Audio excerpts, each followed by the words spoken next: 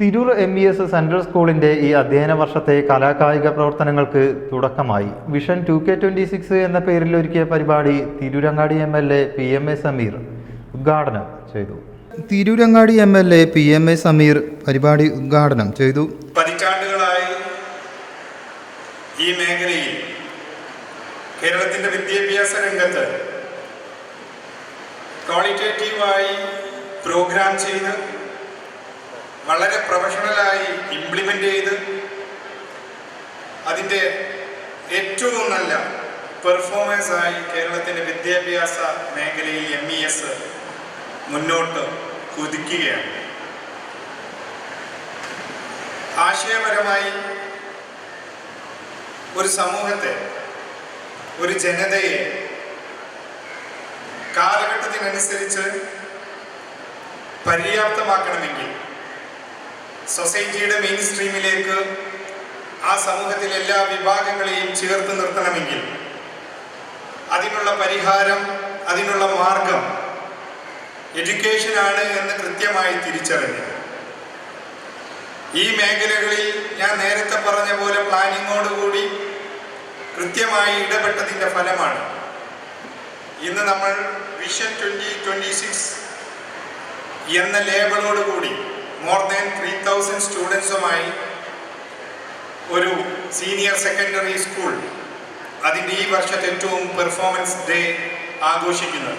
School chairman advocate Hussain Koya Thangal അധ്യക്ഷനായി. School principal VP Madhusoodanan സ്വാഗതം പറഞ്ഞു. MES ഉപാധ്യക്ഷൻ മുഹമ്മദ് ഷാഫി മുഖ്യപ്രഭാഷണം നടത്തി. സ്കൂൾ സെക്രട്ടറി PA സലാം ലില്ലിസ് ആശംസകൾ അർപ്പിക്കുകയും മുഖ്യാതിഥിയെ ഉപഹാരം നൽകി ആദരിക്കുകയും ചെയ്തു. CBSE 10-12 ക്ലാസുകളിലെ പൊതുപരീക്ഷയിൽ മികച്ച വിജയം നേടിയ വിദ്യാർത്ഥികളെ ചടങ്ങിൽ അനുമോദിച്ചു. സ്കൂൾ ഹെഡ് ബോയിയായി അക്ഷിതിനെയും ഹെഡ് ഗേളായി ഫാത്തിമ കബീറിനെയും ചടങ്ങിൽ സ്ഥാനാരോഹണം ചെയ്തു. School treasurer K Abdul Jaleel school മാഗസിൻ്റെ പ്രകാശനം നിർവഹിച്ചു. കൊമേഴ്സ് വിഭാഗത്തിൽ നിന്നും ഉന്നത വിജയം നേടിയ സ്നേഹ ശ്രീധരന് മനോജ് മെമ്മോറിയൽ ക്യാഷ് അവാർഡും, സയൻസ് വിഭാഗത്തിൽ മികവ് തെളിയിച്ച മുഹമ്മദ് ഷഹീമിന് ആനി മെമ്മോറിയൽ ക്യാഷ് അവാർഡും school vice chairman PA Rasheed സമ്മാനിച്ചു. 10ാം ക്ലാസ് ഗണിത വിഷയത്തിൽ മികച്ച വിജയം നേടിയ ദക്ഷിണുള്ള Binyamin memorial cash award school joint secretary Najmuddeen Kallingal നൽകി. സ്കൂൾ പാർലമെൻറ്റ് അംഗങ്ങൾ, ഹൗസ് ക്യാപ്റ്റന്മാർ, സ്പോർട്സ് ക്യാപ്റ്റന്മാർ എന്നിവരുടെ സ്ഥാനാരോഹണവും ചടങ്ങിൽ നടന്നു. വൈസ് പ്രിൻസിപ്പൽ PT ബെന്നി സ്വാഗതം പറഞ്ഞു. സ്കൂൾ മാനേജ്മെൻറ്റ് അംഗങ്ങൾ, രക്ഷിതാക്കൾ, അധ്യാപകർ, വിദ്യാർത്ഥികൾ എന്നിവർ സംബന്ധിച്ചു. News bureau, Tirur.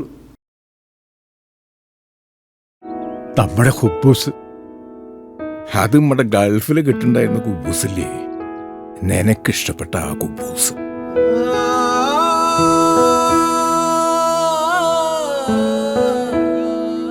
പ്രവാസികൾക്ക് മാത്രല്ല, ഇപ്പൊ നാട്ടിലെല്ലാവർക്കും അൽദാൻ കുബൂസ് മാത്രം മതി.